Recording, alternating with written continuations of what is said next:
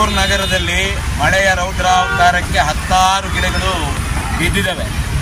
ಒಂದು ಮಳೆಯನ್ನ ಎದುರಿಸಲಿಕ್ಕೆ ಬೇಕಾದಂತಹ ಸಿದ್ಧತೆಯನ್ನ ನಗರ ಪಾಲಿಕೆ ಮತ್ತೆ ಜಿಲ್ಲಾಡಳಿತ ಮಾಡ್ಕೋಬೇಕಿತ್ತು.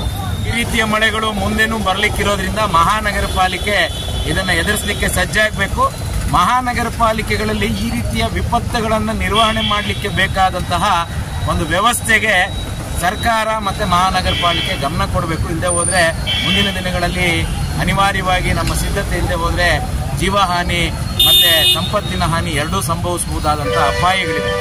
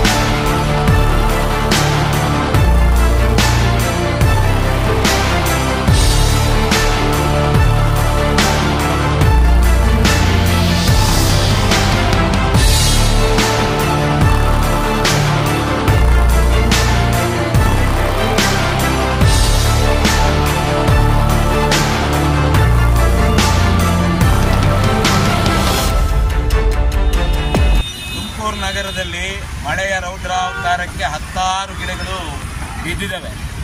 ಒಂದು ಮಳೆಯನ್ನ ಎದುರಿಸಲಿಕ್ಕೆ ಬೇಕಾದಂತಹ ಸಿದ್ಧತೆಯನ್ನ ನಗರ ಪಾಲಿಕೆ ಮತ್ತೆ ಜಿಲ್ಲಾಡಳಿತ ಮಾಡ್ಕೋಬೇಕಿತ್ತು.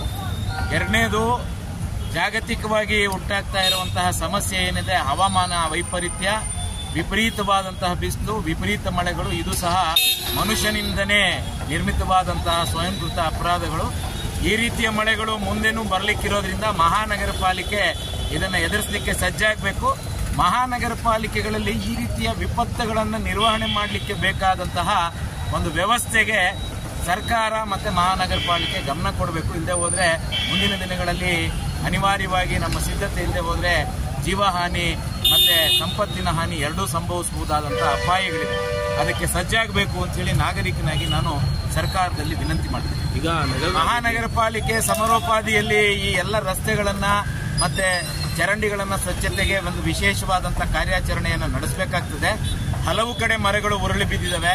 ಬಹಳ ಪ್ರೀತಿಯಿಂದ ಬೇವಿನ ಮರಗಳನ್ನು BH ರಸ್ತೆ ತುಂಬ ಬೆಳೆಸಿದ್ದಂತಹ ನಮ್ಮ ಪರಿಸರ ಪ್ರೇಮಿಯೊಬ್ಬರು ಅವರು ಬಹಳ ಸಂಕಟಗಳನ್ನು ಅನುಭವಿಸಿ ಬೆಳೆಸಿದ್ರು. ಅವು ಸಹ ಬುಡ ಸಮೇತ ಕಿತ್ತು ಬಿದ್ದಿದೆ.